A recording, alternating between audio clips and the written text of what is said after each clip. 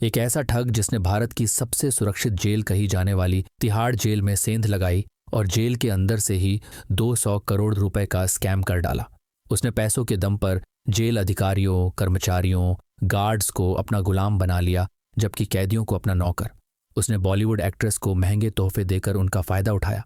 कभी वो fake calls पर IAS अफसर बना तो कभी मंत्री, लेकिन किसी ने उस पर शक नहीं किया। तो कौन था तिहाड़ जेल अधिकारियों को करोड़ों की रिश्वत खिलाकर लग्जरी लाइफ जीने वाला ठग? क्यों इसका नाम बॉलीवुड, राजनीति, मीडिया हर जगह सुर्खियों में बना रहा? कैसे 200 करोड़ के स्कैम का पर्दाफाश हुआ, चलिए जानते हैं।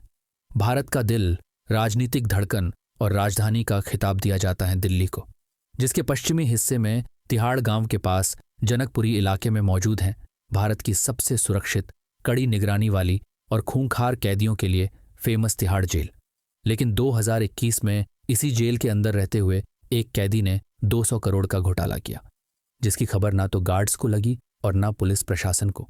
वो सख्त पहरों के बावजूद जेल प्रशासन की नाक के नीचे देश के कुछ अमीर और रसूखदार लोगों को फोन मिलाता और कभी खुद को CBI ऑफिसर बताता तो कभी कानून मंत्रालय का सचिव या PM कार्यालय का बड़ा अधिकारी।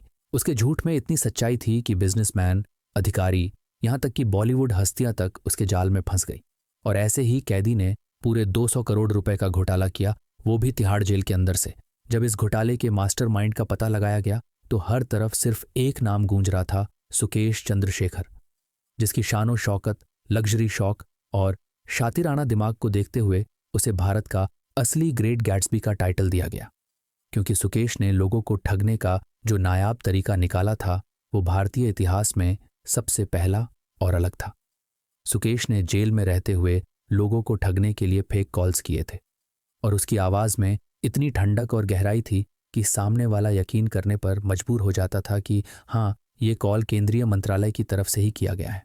कभी सुकेश कानून मंत्रालय के सचिव अनूप कुमार बनकर बात करता तो कभी उसने कानून मंत्री के घर के लैंडलाइन नंबर को स्पूफ करके कॉल किया। जब कोई उसकी बात पर ध्यान नहीं देता तो सुकेश उसे धमकाते हुए कहता है कि तमीज से बात करो, गृह मंत्री खुद ये बातचीत सुन रहे हैं। ऐसे दमदार प्रभावी शब्दों से वो अपने शिकार को भरोसे में ले लेता था और आखिर में बड़ी राजनीति पार्टी के पार्टी फंड या काम निकलवाने की रिश्वत के नाम पर करोड़ों रुपए की डिमांड करता था। सबसे ज्यादा झटका तो इस बात का लगा कि सुकेश ने ये सब फर्जी कॉल्स तिहाड़ जेल के अंदर बैठकर किए थे, जिसके लिए वो आईफोन और कुछ खास ऐप्स का यूज करता था और खुद को सरकारी अधिकारी दिखाने के लिए हर कॉल की शुरुआत में जय हिंद जरूर बोलता था, जिससे शिकार पर गहरा असर पड़े। और हुआ भी ऐसा ही। जो लोग समझदार थे वो भी सुकेश के इस अंदाज को देखकर गुमराह हो गए और उन्होंने सुकेश को सच में सरकार का आदमी मान लिया। जब इस पूरे कांड का खुलासा हुआ और पुलिस ने जांच पड़ताल की तो पुलिस भी भौचक्का रह गई, क्योंकि उसने इतनी सफाई से ये पूरी ठगी की थी कि कहीं भी फंसने की या शक होने की गुंजाइश ही नहीं थी। जबकि सुकेश सिर्फ 12वीं पास था, पर उसने तिहाड़ जेल के अंदर से कॉल स्पूफिंग टेक्निक का जिस शातिराना तरह से इस्तेमाल कर 200 करोड़ का चूना लगाया था वो काबिले तारीफ था। लेकिन ये सुकेश था कौन और वो तिहाड़ जेल में क्यों गया? कैसे उसने 200 करोड़ का स्कैम किया और कैसे स्कैम का पर्दाफाश हुआ? चलिए शुरुआत से जानने की कोशिश करते हैं। साल था 1989 जब कर्नाटक के बेंगलुरु में एक मिडिल क्लास तमिल फैमिली में एक बच्चे की किलकारी गूंजी, जिसका नाम रखा गया सुकेश चंद्रशेखर, जिसने आंखें भले ही गरीबी में खोली थीं लेकिन उसके सपने बहुत हाई फाई थे। सुकेश महंगी महंगी गाड़ियों में घूमने और ऐशो आराम की जिंदगी गुजारने के ख्वाब देखता था, जिसकी एक वजह थे उसके क्लासमेट्स जो महंगी गाड़ियों से स्कूल आते थे। लेकिन सुकेश के पिता जो कॉन्ट्रैक्टर और मैनेजर थे वो सुकेश को मोटरसाइकिल पर स्कूल लाते थे, जिस वजह से सुकेश को काफ़ी शर्मिंदगी महसूस होती थी। उसने बचपन में ही ठान लिया था कि वो बहुत जल्द अमीर बनेगा, लेकिन लीगल या ईमानदारी के काम से अमीर बनने में वक्त लगने वाला था। इसलिए 17 साल की उम्र से ही वो गलत रास्ते पर निकल पड़ा और 2006-2007 से उसने क्राइम की दुनिया में दस्तक दी। सुकेश ने एक दिन बेंगलुरु के तत्कालीन पुलिस कमिश्नर का सिग्नेचर कॉपी करके एक फर्जी लेटर तैयार किया, जिसमें लिखा था, इस लड़के को पूरे कर्नाटक में कहीं भी कार या बाइक चलाने की इजाज़त है। जबकि ना तो ये सिग्नेचर पुलिस कमिश्नर के थे और ना ही सुकेश के पास ड्राइविंग लाइसेंस था, क्योंकि वो अभी नाबालिग था।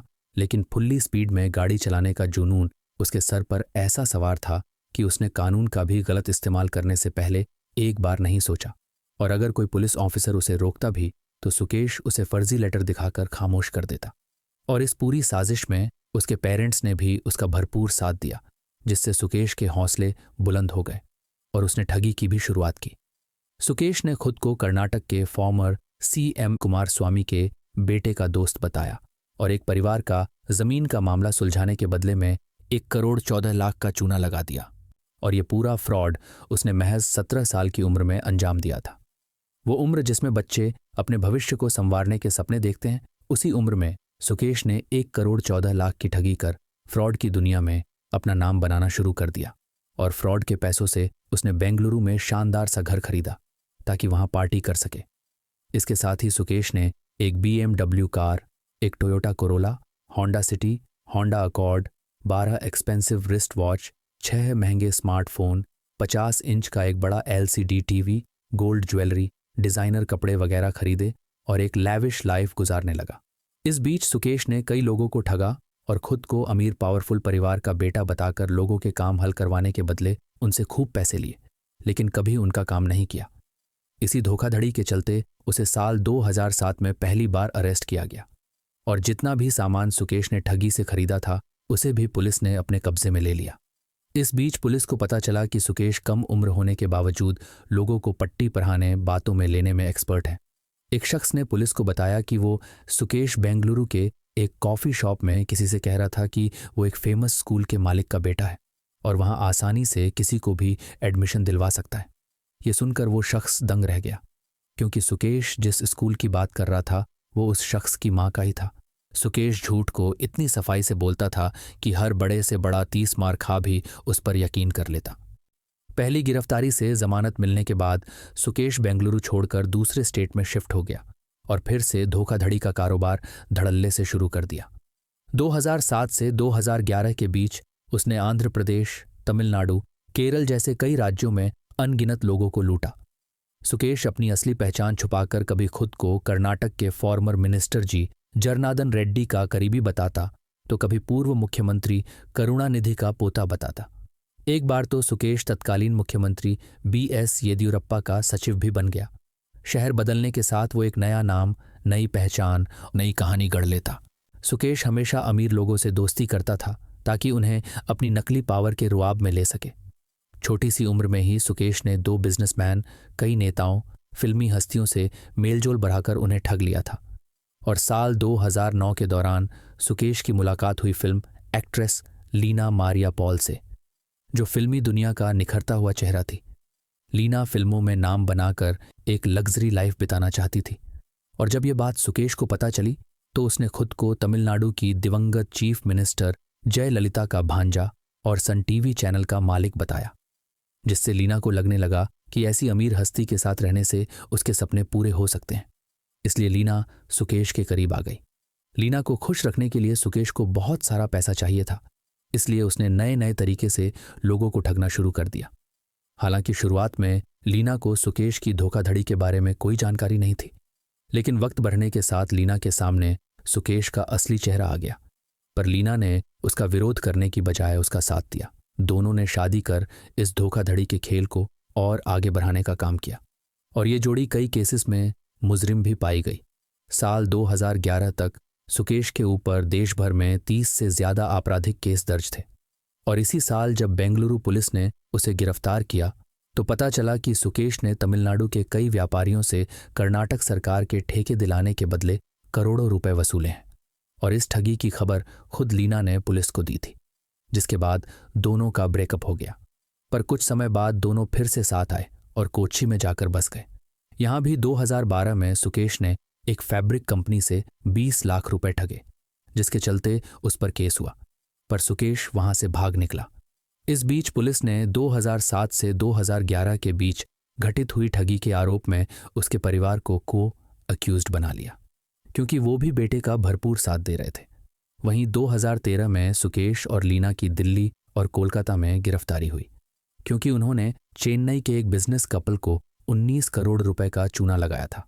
इस फ्रॉड में सुकेश ने खुद को सरकारी अधिकारी बताकर एक सैनिटरी नैपकिन वेंडिंग मशीन का एक 132 करोड़ का फर्जी सरकारी ठेके का ऑफर दिया था और बदले में 19 करोड़ की रिश्वत मांगी थी, जिसे पूरी करने के लिए बिजनेस कपल ने केनरा बैंक से 19 करोड़ रुपए लोन पर उठाकर सुकेश के खाते में डाल दिए। इतनी बड़ी रकम देखकर बैंक ऑफिसर्स को भी कुछ शक सा हुआ, इसलिए उन्होंने कुछ रकम फ्रीज कर ली, लेकिन तब तक सुकेश 7 करोड़ रुपए निकाल चुका था, इसलिए बैंक 12 करोड़ ही जब्त कर पाई।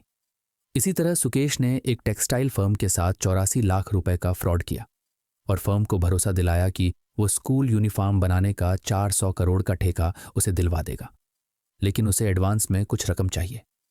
जैसे ही पैसे हाथ में आए, सुकेश वहां से भाग निकला और कई गिरफ्तारी के बाद भी जमानत पर बाहर आकर फिर से इस धंधे को आगे बढ़ाने लगा।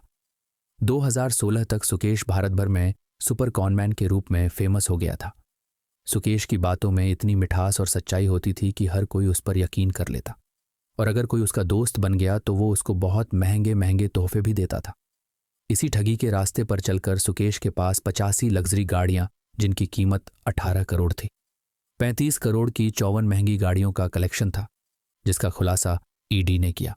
सुकेश वैसे तो एक ठग के रूप में मशहूर हो ही गया था, लेकिन 2017 में उसका नाम बच्चे बच्चे की जुबान पर चढ़ चुका था। दरअसल 2016 में जयललिता की डेथ के बाद उनकी पार्टी 2 हिस्सों में बंट गई थी और दोनों ही गुट 2 पत्ती चुनाव चिन्ह पर अपनी दावेदारी ठोक रहे थे। सियासत में भी सुकेश ने एंट्री मारी और AIADMK यानी शशिकला वाले ग्रुप के नेता TTV दिनाकरन को यकीन दिलाया कि वो उन्हें ये चुनाव चिन्ह दिलवा देगा, लेकिन उसे 50 करोड़ चाहिए। 26 अप्रैल 2017 को दिनाकरन ने सुकेश को दिल्ली के एक 5 स्टार होटल में पूरे 1.3 करोड़ रुपए सौंप दिए, पर तभी पुलिस भी वहां पहुंच गई और सुकेश को गिरफ्तार कर लिया गया। और सियासत से जुड़े होने के कारण सुकेश का नाम लाइमलाइट में आ गया। सुकेश के क्राइम की फहरिस्त काफी लंबी थी, इसलिए उसे तिहाड़ जेल में भेज दिया गया। सबको लगा कि अब सुकेश की कहानी थम गई, लेकिन यहीं से असली कहानी का आगाज हुआ। सुकेश ने जेल में रहते हुए उन अमीर कैदियों को निशाना बनाया जो रिहाई चाहते थे, इसलिए सुकेश ने फोन और टेक्नोलॉजी के जरिए बाहर लोगों से कांटेक्ट बनाने की कोशिश की। जेल के अंदर मौजूद अधिकारियों को रिश्वत खिलाकर अपनी तरफ कर लिया और इस तरह एक मजबूत नेटवर्क स्थापित हो गया। और जो भी कमी महसूस हुई वो उसने 2017 से 2019 के बीच मिली कई जमानतों में पूरी कर दी। बाद में खुलासा हुआ कि रिश्वत के लालच में 2 डिप्टी सुपरिटेंडेंट लेवल के ऑफिसर सुकेश की हर रोज मदद करते थे, उसे फोन इंटरनेट की सुविधा देते थे।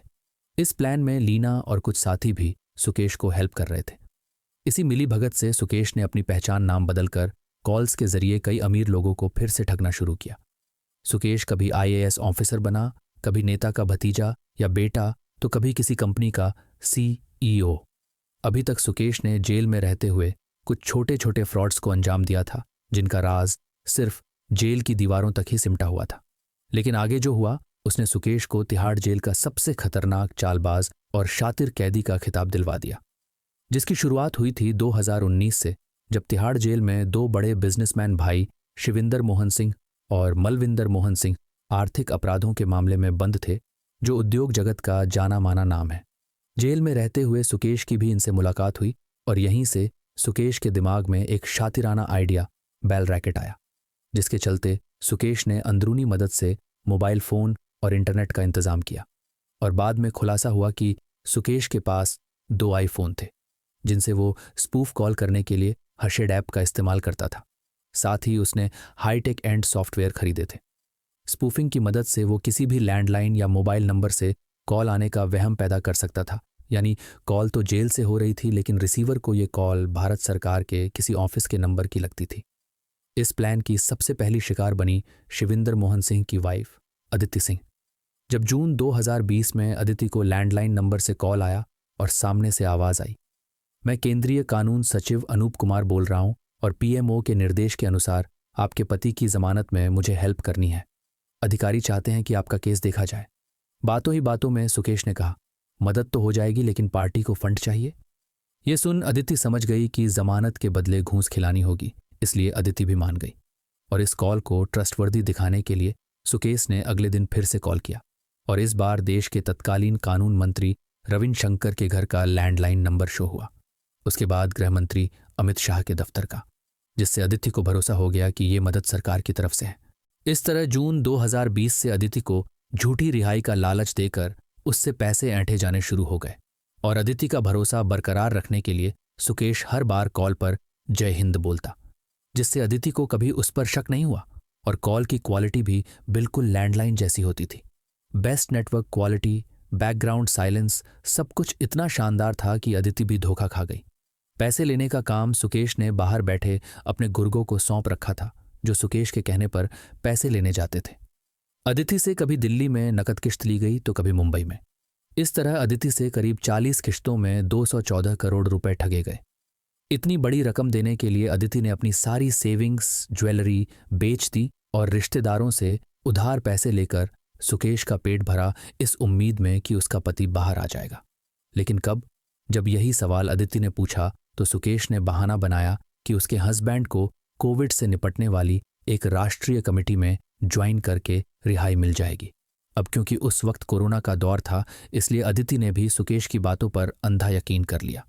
इसी तरह कई महीनों तक झूठ बोला गया। कभी कड़क अफसर की आवाज में उसे डराया गया तो कभी विनम्र नेता बनकर समझाया गया, और ये सब आवाजें खुद सुकेश ही निकालता था। अदिति की तरह ही उसने मलविंदर सिंह की पत्नी सपना को भी अपने जाल में फंसा लिया और इन्हीं फेक कॉल्स, फर्जी रिहाई के यकीन और जालसाज बातों में उलझाकर करीब 4.25 करोड़ ठग लिए। सुकेश एक चार्मिंग, कन्विंसिंग और कनिंग ठग था, जिसने अपने झूठ के बलबूते दोनों भाइयों की रिहाई के बदले उनकी पत्नियों से जून 2020 से अगस्त 2021 के बीच करीब 200 करोड़ से ज्यादा वसूल कर लिए थे। जब इस स्कैम का खुलासा हुआ तो पुलिस भी हक्का बक्का रह गई, क्योंकि 200 करोड़ से भी ज्यादा की ठगी भारत में तो क्या शायद पूरी दुनिया में किसी ने नहीं की थी। ये भारतीय जेल इतिहास की सबसे बड़ी जेल स्कैम ठगी थी। 2021 में जब दिल्ली पुलिस की स्पेशल सेल ने इस मामले पर ध्यान दिया तो एक के बाद एक कई परतें हटते चले गए। लेकिन सबसे बड़ा सवाल तो ये था कि हाई सेफ्टी एंड सिक्योरिटी के बाद भी तिहाड़ जेल से इतनी बड़ी ठगी कैसे हुई। जब इस सवाल का जवाब तलाशा गया तो पता चला कि सुकेश जेल अधिकारियों को भर भर कर रिश्वत खिला रहा था। इसलिए जेल प्रशासन ने उसे एसी, टीवी, स्मार्टफोन, इंटरनेट, हर चीज की सुविधा मुहैया कराई थी, मानो वो सजा काटने नहीं बल्कि हॉलिडे मनाने आया हो। इतना ही नहीं, इस बीच जब उसे कुछ समय के लिए रोहिणी जेल भेजा गया था तो वहां भी उसने एक एक्सक्लूसिव बैरक अपने लिए सुरक्षित कर लिया था। यानी जो बैरक दर्जनों कैदियों का ठिकाना था, वहां सुकेश अकेले मजे से रह रहा था और उसने जेल परिसर में BMW कार भी खड़ी कर रखी थी। कैदियों को पैसों के दम पर उसने अपने वश में कर लिया था। इसलिए सुकेश बर्तन धोने से लेकर साफ सफाई करने यानी हर काम उनसे ही करवाता था। सुकेश ने CCTV कैमरे पर पानी की बोतल और पर्दे डलवा दिए थे ताकि कोई एक्टिविटी रिकॉर्ड ना हो पाए। इस सुविधा के बदले सुकेश हर 15 दिन में पुलिस स्टाफ को 60 से 75 लाख रुपए बतौर रिश्वत देता था। इस तरह 35 किश्तों में सुकेश ने रोहिणी और तिहाड़ जेल के स्टाफ को करीब 12 करोड़ रुपए दिए थे।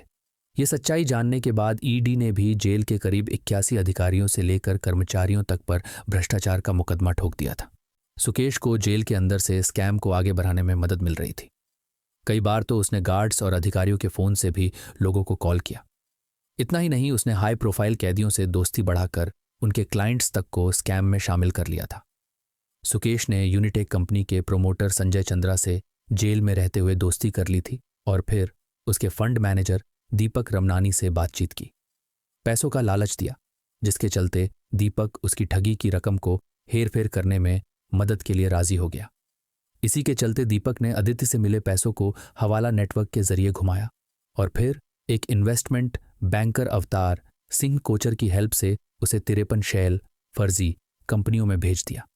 बाद में कोचर ने बताया कि 90-100 करोड़ विदेश गए थे, जबकि 10-12 करोड़ पुणे, चेन्नई, हैदराबाद जैसे शहरों में अलग अलग अकाउंट्स में डाले गए।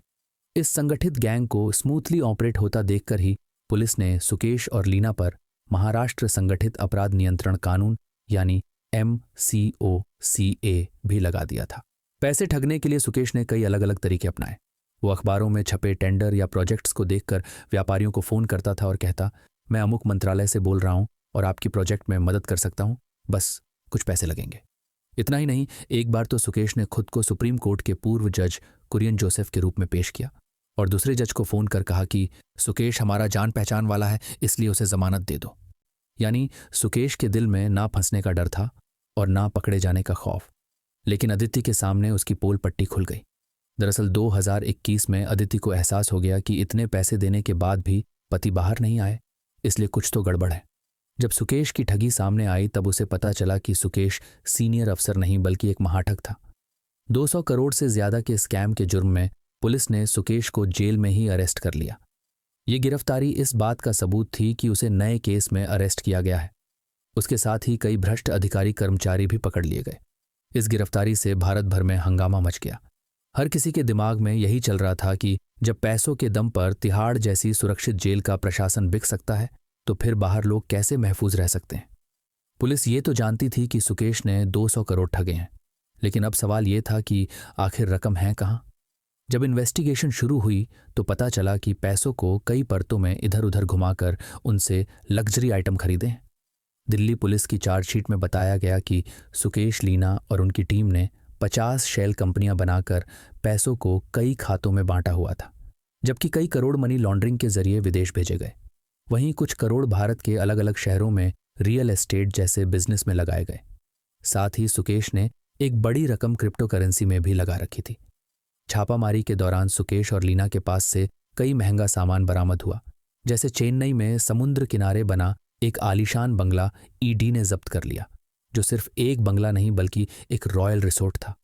उसके अंदर होम थिएटर, इतालवी मार्बल फ्लोरिंग, वर्साचे के कालीन, एक्सपेंसिव फर्नीचर, दर्जनों नौकर, 16 लग्जरी गाड़ियों का बेड़ा मौजूद था, जिनमें फरारी, लैम्बोर्गिनी जैसी तमाम गाड़ियां थीं। इसी तरह मुंबई के ऑफिस में जब ईडी ने छापा मारा तो वहां से भी कई महंगी गाड़ियां, नकली एएमएफ हुसैन की पेंटिंग, नकली अलेक्जेंडर द ग्रेट की तलवार बरामद हुई, क्योंकि सुकेश नकली कलाकृतियों का भी कलेक्शन रखता था।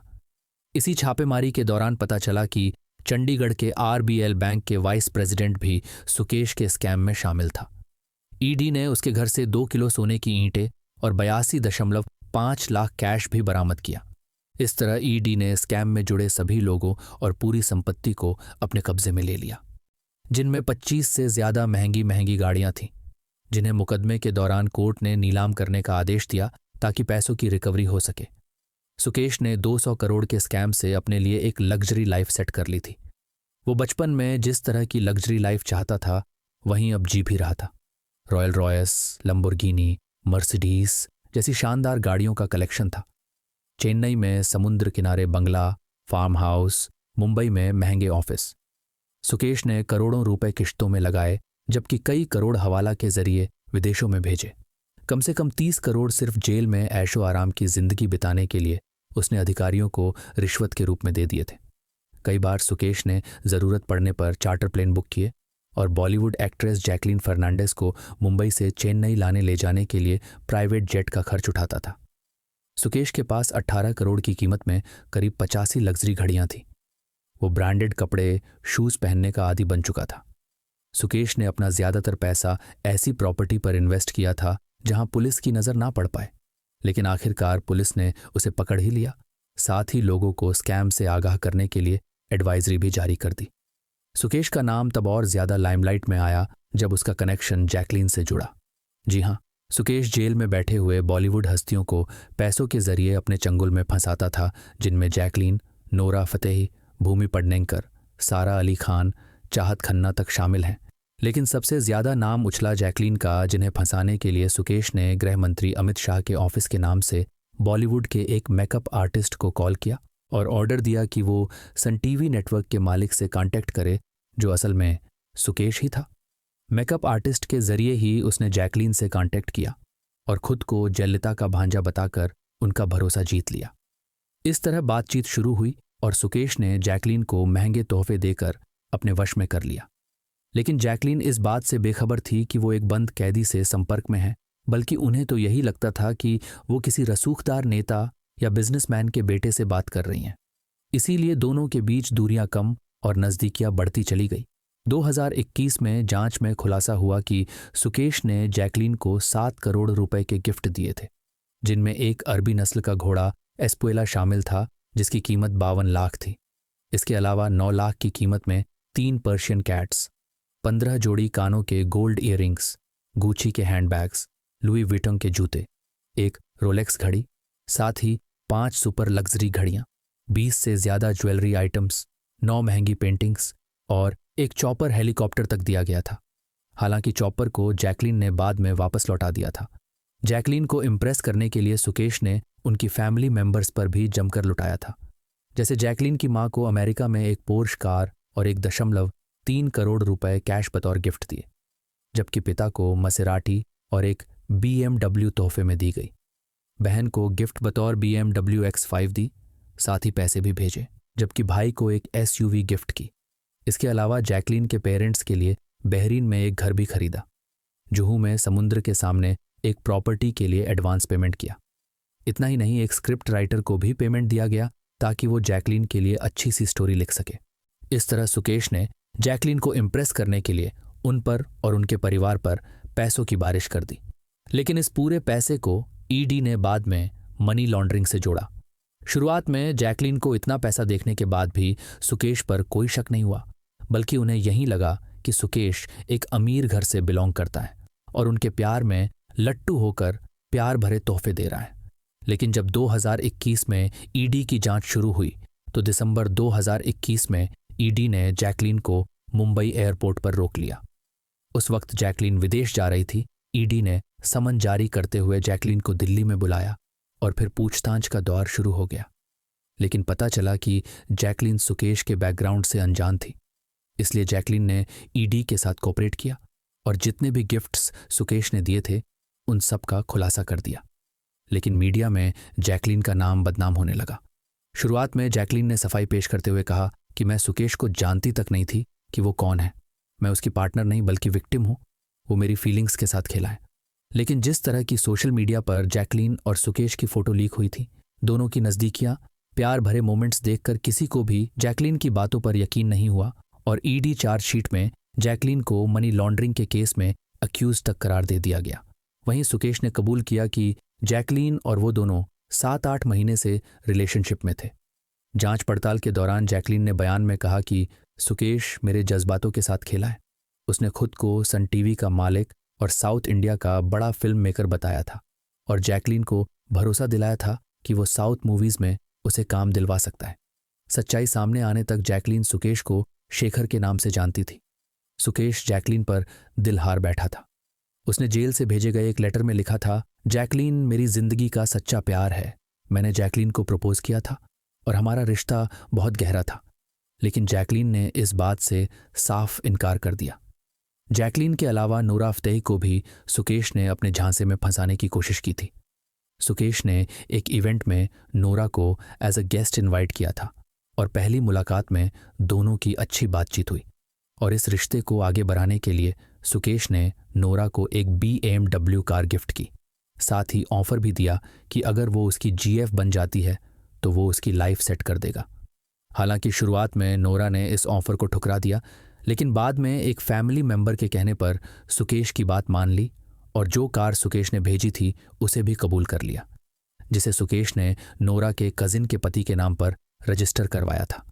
लेकिन बाद में जब ईडी ने नूरा से पूछताछ की तो नूरा ने भी खुद को विक्टिम बताया, जो सुकेश के बारे में नहीं जानती थी।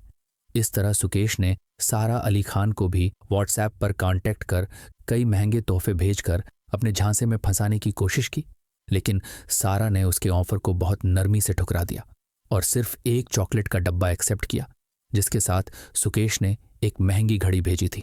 सारा के बाद निशाने पर आई भूमि पेडनेकर, जिनके सामने सुकेश एक अमीर बिजनेसमैन के तौर पर आया और एक कार गिफ्ट करने की कोशिश की, लेकिन भूमि ने उसके ऑफर को ठुकरा दिया। लीना सुकेश को रोकने टोकने की बजाय उसका साथ देती है और खुद को अमीर लोगों के बीच रखना पसंद करती थी।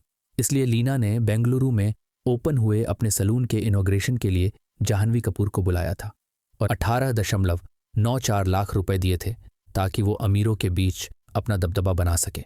मीडिया के गलियारों में भी सुकेश और बॉलीवुड हस्तियों के नाम की चर्चा तेज हो गई और अलग अलग हेडलाइंस सुर्खियां को बटोरने लगी, जैसे महाठग के इश्क में पागल हेरोइन, कॉनमैन का Bollywood connection, Bollywood scam high TRP।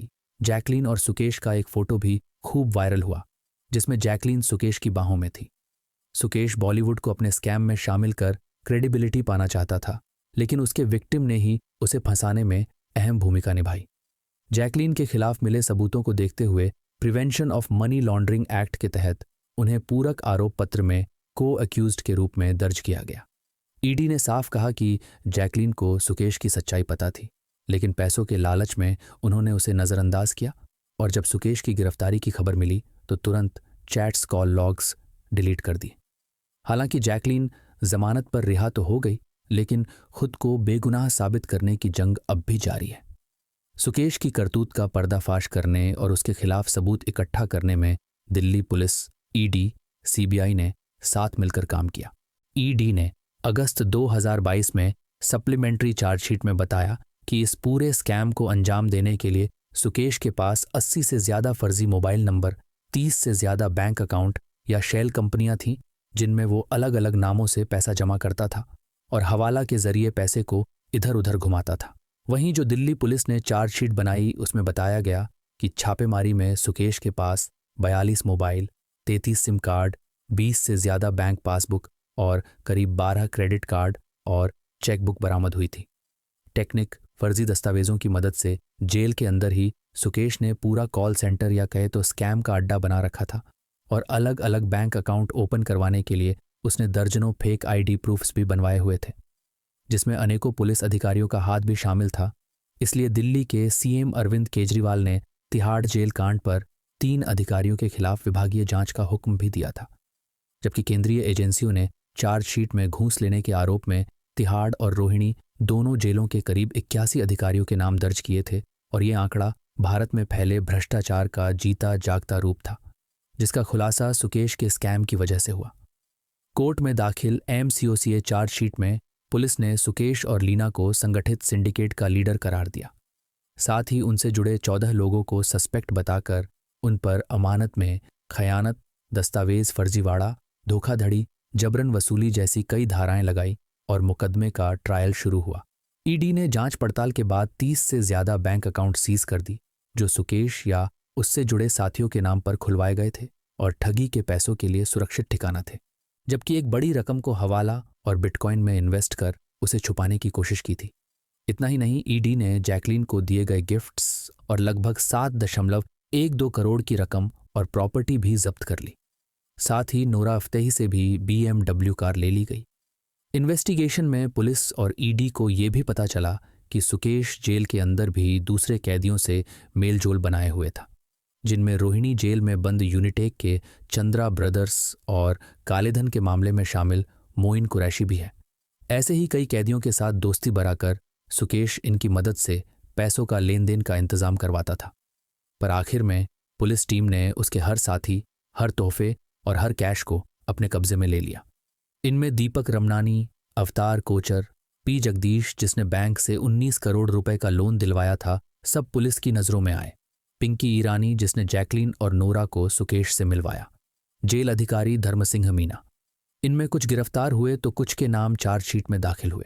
Sukesh के स्कैम को देखकर सरकार, पुलिस प्रशासन, आम जनता हर कोई हैरान था और जानना चाहता था कि सुकेश ने कैसे इस पूरे स्कैम को अंजाम दिया। जांचकर्ताओं और साइकाइट्रिस्ट ने उसकी पर्सनैलिटी को फिगर आउट करने के बाद खुलासा किया कि सुकेश बहुत चालाक, तेज याददाश्त, अट्रैक्टिव पर्सनैलिटी और हेर फेर करने में माहिर हैं और सबसे बड़ी खूबी है मैनिपुलेटिव चार्म। सुकेश जब भी किसी से बात करता तो बहुत ही शांत, हंसमुख और विनम्र बर्ताव अपनाता था और इम्प्रेस करने के लिए महंगे तोहफे देता था। उसने एक नीति अपनाई हुई थी, गिफ्ट देकर दोस्त बनाओ फिर काम निकालो। दूसरा सबसे बड़ा हथियार था लग्जरी लाइफस्टाइल। सुकेश हमेशा महंगे जूते, कपड़े, घड़ियां पहनता था और जब बॉडीगार्ड्स के साथ अपने शिकार से मिलने आता तो उसके ठाट बांट देखकर हर कोई यकीन करने पर मजबूर हो जाता कि सुकेश एक अमीर घर का बेटा है और इसी धोखे से फायदा उठाकर सुकेश लोगों को लूटता था। सुकेश का तेज दिमाग भी इस पूरे खेल में सबसे बड़ा खिलाड़ी साबित हुआ। सुकेश की याददाश्त इतनी तेज थी कि वो हर छोटी डिटेल याद रखता था। उसे हर क्लाइंट का बैकग्राउंड, परिवार से जुड़ी हर छोटी छोटी जानकारी अच्छे से याद थी, जिनका इस्तेमाल करके वो क्लाइंट को अच्छे से बिना शक हुए बेवकूफ़ बनाता था। सुकेश का रोल प्ले करने की एक्टिंग ज़बरदस्त थी। अगर वो विक्टिम के सामने आई AS अफसर बनता तो वहीं रौब, कड़क आवाज़, अंदाज, भाषा, हर चीज़ अफसर की तरह ही पेश करता था, जिससे विक्टिम को भी कभी उस पर शक नहीं हुआ। इसीलिए जैकलीन भी उसे फिल्म प्रोड्यूसर समझकर उसकी बातों में फंस गई। सुकेश में डर जैसी कोई चीज नहीं थी। वो बाकी कैदियों से बिल्कुल अलग, बेखौफ, बेबाक इंसान था।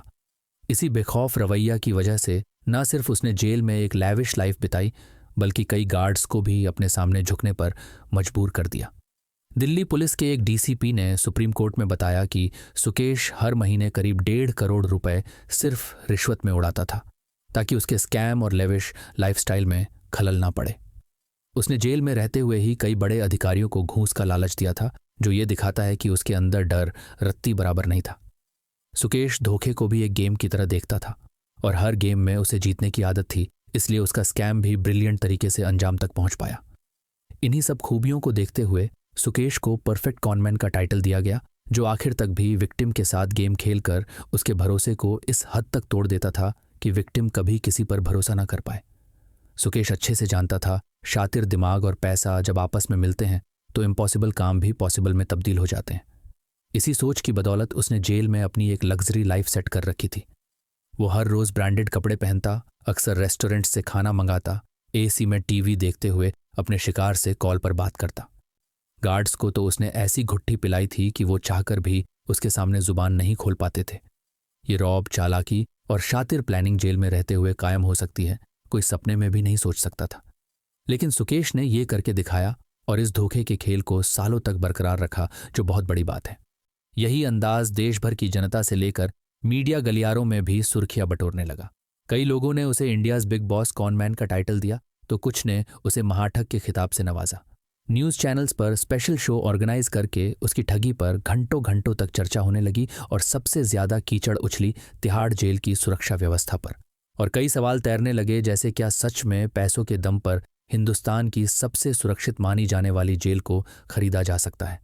विपक्ष पार्टियों ने भी इस मुद्दे को सनसनीखेज मामला बनाकर पेश किया और राज्य सरकार को भी सवालों के कटघरे में खड़ा कर दिया। क्योंकि उनकी नाक के नीचे ये खेल चलता रहा, पर सरकार को कानों कान खबर तक नहीं हुई। इतना ही नहीं, तिहाड़ जेल के हाई लेवल ऑफिसर्स पर जांच बैठाई गई, जबकि 3 जेल सुपरिटेंडेंट को सस्पेंड कर दिया गया।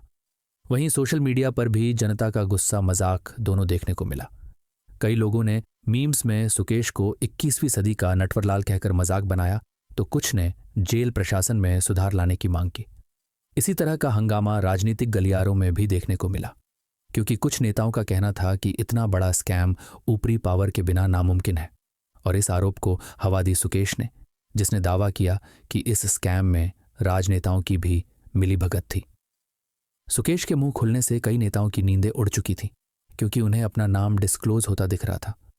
पॉलिटिक्स के अलावा बॉलीवुड में भी सुकेश का नाम गूंज रहा था और सबसे ज्यादा बदनाम हो रही थी जैकलीन, जिन्हें शक भरी नजरों से देखा जाने लगा। न्यूज़ वेबसाइट्स ने भी सुकेश की लाइफ पर कई आर्टिकल पब्लिश किए, जिनमें से एक का टाइटल था, कैसे एक मिडिल क्लास लड़का बना करोड़ों का ठग। इसके अलावा यूट्यूब डॉक्यूमेंट्री वीडियोस पोस्ट होने लगी और सबसे ज्यादा हंगामा हुआ 2023 में, जब अफवाह उड़ी कि नेटफ्लिक्स और दूसरे OTT प्लेटफॉर्म पर सुकेश की लाइफ पर बेस्ड वेब सीरीज बनाने की चर्चा हो रही है। सुकेश के केस में जनता का गुस्सा और हैरानी दोनों इमोशंस देखने को मिले। गुस्सा इस बात का था कि जेल के अंदर से एक ठग लोगों को लूटता रहा और प्रशासन सोता रहा, जबकि हैरानी इस बात की थी आखिर कैसे एक ठग ने जेल के अंदर से इतनी बड़ी ठगी को अंजाम दे दिया। सुकेश ने लोगों को आगाह कर दिया कि इस तरह के फर्जी कॉल्स पर यकीन करना कितना भारी पड़ सकता है। ईडी ने भी ऐसे कॉल्स पर तुरंत रिपोर्ट करने और जांच करने का हुक्म दिया। 2023-2024 तक सुकेश और लीना पर कई आरोपों में मुकदमे चलने लगे और फिलहाल सुकेश दिल्ली की मंडोली जेल में कड़ी निगरानी में कैद है, जहां उसे आम कैदियों वाली बैरक में रखा गया है और उसकी जिंदगी आम कैदियों की तरह ही है। ना तो उसके पास मोबाइल फोन है और ना ही कोई आधुनिक सुविधा। बताया जाता है सुकेश को 24 घंटे CCTV की निगरानी में रखा जाता है और हर इलेक्ट्रॉनिक सिस्टम या मोबाइल से उसे दूर रहने की सख्त हिदायत दी गई है। ED, CBI और पुलिस तीनों ने मिलाकर सुकेश के खिलाफ 10 से ज्यादा चार्जशीट और मुकदमे दर्ज किए हैं, जिनमें मुख्य मामला है 200 करोड़ की वसूली। इसके अलावा 2017 का AC घूस कांड, 2011 का बैंक ठगी मामला, 2012 का textile contract case, Bengaluru case, ऐसे तमाम मुकदमे अलग अलग शहरों में चल रहे हैं, जिनमें अभी अंतिम फैसला आना और सज़ा मिलना बाकी है। जबकि 2015 में हुए चीटिंग केस में उसे साल 2023 में बॉम्बे हाई कोर्ट ने जमानत पर रिहाई दे दी थी। लेकिन आरोपी की लंबी फहरिस्त के चलते वो जेल में ही कैद रहा। साथ ही उसकी पत्नी उर्फ स्कैम पार्टनर लीना भी अभी जेल की सलाखों के पीछे ही बंद है। लेकिन ये कैद सुकेश को भा नहीं रही, इसलिए उसने जेल के अंदर से ही अपने वकीलों के जरिए कई लेटर भारत के प्रेसिडेंट, प्राइम मिनिस्टर और होम मिनिस्टर तक पहुंचाए और गुहार लगाई कि उसे सुरक्षा दी जाए, क्योंकि जेल में उसे और लीना को टार्चर किया जा रहा है। साथ ही उसने ये भी आरोप लगाया कि दिल्ली के एक मंत्री ने उसे सुरक्षा देने के बदले 10 करोड़ रुपए लिए थे, लेकिन अब जान से मारने की धमकी दे रहा है। अपनी बात पर यकीन करवाने के लिए सुकेश ने कहा कि अगर उसके दावे झूठे साबित होते हैं तो वो फांसी की सज़ा के लिए तैयार है, लेकिन उसे सुरक्षा की ज़रूरत है। मदद के अलावा उसने कुछ लव लेटर भी लिखे। जैसे फरवरी 2025 में वैलेंटाइन डे पर उसने जैकलीन को खुले तौर पर खत लिखा और खुद को सच्चा लवर बताते हुए कहा कि उसने जैकलीन के लिए एक customised Gulfstream private jet register करवा दिया है, जिस पर JF लिखा होगा। सुकेश ने आगे लिखा, बेबी, तुम्हारे दुनिया घूमने के शौक के लिए मैं ये जेट तुम्हें दूंगा, वो भी लीगल तरीके से। लेकिन जैकलीन ने किसी भी लेटर पर कोई जवाब नहीं दिया, बल्कि कोर्ट के सामने कहा कि सुकेश ने मुझे डरा धमकाकर चुप रहने को कहा है, मैं उससे खौफजदा हूं। हाल ही में सुकेश ने कोर्ट का दरवाज़ा खटखटाते हुए गुहार लगाई कि उसे बड़ी हस्तियों से खतरा है। ये सुन कोर्ट ने उसकी सुरक्षा बढ़ाई। इससे पहले 2024 में उसने भूख हड़ताल भी की थी और उसका कहना था कि उसकी बुनियादी ज़रूरतें भी पूरी नहीं की जा रही हैं जो होनी चाहिए, जबकि उसका मकसद ऐशो आराम, ठाट बांट की जिंदगी से था। लेकिन प्रशासन ने साफ कह दिया कि उसे एक कैदी की तरह ही रहना होगा, वो भी शायद जिंदगी भर, क्योंकि उस पर आरोपों की पूरी लिस्ट फाइल है। इसलिए एक सज़ा के बाद उसे दूसरी सज़ा मिलेगी और जिंदगी जेल में ही बीतेगी। लेकिन सुकेश जेल में रहता है या नहीं ये कहना मुश्किल है, क्योंकि इतना शातिर इंसान खामोशी से जेल में रहता रहे ये बात कुछ हजम नहीं होती। अब भी सुकेश कोई ना कोई लेटर लिखकर सुर्खियों में रहना पसंद करता है। सुकेश पर ठगी का सबसे बड़ा अमाउंट 200 करोड़ है, लेकिन टोटल ठगी और दूसरी घटनाओं को मिलाकर ये रकम करीब 500 करोड़ के आसपास आंकी गई है, जबकि 1000 से ज़्यादा लोग उसका शिकार बने हैं। और इस हिसाब से आज़ाद भारत का सबसे बड़ा ठग सुकेश ही है। सुकेश एक शातिर मास्टरमाइंड है जिस पर 30 से ज़्यादा केस हैं, दर्जनों फर्जी पहचाने हैं, देश के अलग अलग कोने में ठगी की दास्तान है। और ये पूरा खेल ये दिखाता है वो सिस्टम की कमियों को कितने शातिराना तरीके से अपनी मजबूती बनाया हुआ था। इसी चालाकी को देखते हुए कुछ लोग उसे नटवरलाल से मिलाते हैं तो कुछ चार्ल्स शुभराज से। लेकिन सुकेश इन सबसे अलग हैं, क्योंकि उसने क्राइम करने के बाद खुद को छुपाने की नहीं बल्कि डिस्क्लोज करने की कोशिश की। सुकेश ने ठगी के पैसों को छुपाने की बजाय जमकर उड़ाया और रईसी खरीद ली। सुकेश ने भारत की सुरक्षा व्यवस्था पर तमाचा मारा है और अंदरूनी भ्रष्टाचार को उजागर किया है, जबकि आम जनता को फेक कॉल्स से अलर्ट रहने की चेतावनी दी है। कई ठग दूसरों की पहचान चुराते हैं, लेकिन सुकेश ने तो खुद को पूरा सरकारी सिस्टम ही बना डाला, जहां वो खुद ही मंत्री था, खुद ही सरकारी अधिकारी। उसने बॉलीवुड को भी अपने झांसे में फंसा लिया और भारत के अलग अलग कोने में अपने नाम का डंका बजवाया। सुकेश चंद्रशेखर की कहानी जितनी दिलचस्प है उतनी ही सबक देने वाली भी है, जो ये बताती हैं कि झूठ की अमीरी टेम्परेरी होती है पर उसकी सज़ा परमानेंट होती है। और अक्सर भरोसा वहीं तोड़ते हैं जिन पर आंखें बंद करके भरोसा किया जाता है। इसलिए झूठे भरोसे और सच के बीच की धुंधली लकीर को पहचानना बहुत ज़रूरी है। तो दोस्तों, आज के लिए बस इतना ही। आपको सुकेश चंद्रशेखर की कहानी कैसी लगी कमेंट में बताइए। वीडियो को लाइक शेयर करके चैनल को सब्सक्राइब कर लें।